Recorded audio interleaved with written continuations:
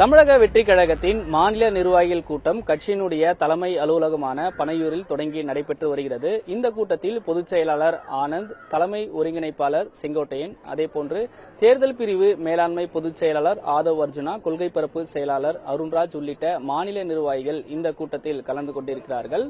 கட்சியினுடைய தலைவர் விஜய் முன்னிலையில் நாளை முக்கிய பிரமுகர்கள் தமிழக வெற்றி கழகத்தில் இணைய இருக்கிறார்கள்.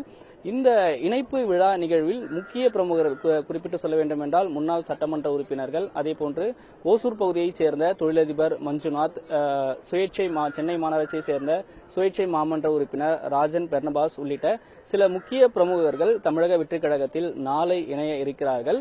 இதனுடைய பணிகள் குறித்தும் அதேபோன்று கட்சியினுடைய கட்டமைப்பு பணிகளை வலுப்படுத்துவது, மேலும் சட்டமன்ற தேர்தலுக்கான பணிகளை வேகப்படுத்துவது உள்ளிட்ட விஷயங்கள் குறித்து இந்த கூட்டத்தில் மிக முக்கியமாக ஆலோசிக்கப்படுகிறது. அது மட்டுமில்லாமல் பொங்கல் பண்டிகையொட்டி தமிழக வெற்றி கழகம் சார்பாக சமத்துவ பொங்கல் விழா செங்கல்பட்டு மாவட்டத்தில் நடத்த இருக்கிறார்கள்.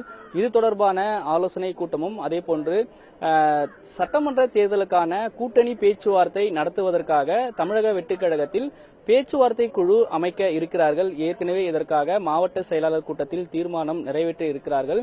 எனவே கூட்டணி பேச்சுவார்த்தை குழு அமைப்பதற்கான குழு உறுப்பினர்களை இறுதி செய்யக்கூடிய பணிகள், அதேபோன்று கட்சி சார்பாக தேர்தல் அறிக்கை தயார் செய்ய இருக்கிறார்கள். எனவே இதற்காக தனி குழுவையும் தமிழக வெற்றி கழகத்தினுடைய தலைவர் விஜயனுடைய சுற்றுப்பயணங்களை ஒருங்கிணைப்பதற்காக குழு அமைக்க இருக்கிறார்கள். எனவே கட்சியினுடைய இந்த கட்டமைப்புக்கான நடவடிக்கைகளும் தேர்தலுக்கான பணிகள் குறித்து தற்பொழுது நடைபெற்று வரக்கூடிய இந்த மாநில நிர்வாகிகள் கூட்டத்தில் மிக முக்கியமாக ஆலோசிக்கப்பட்டு அதற்கான பணிகள் மிக தீவிரமாக விவாதிக்கப்பட்டு வருகிறது.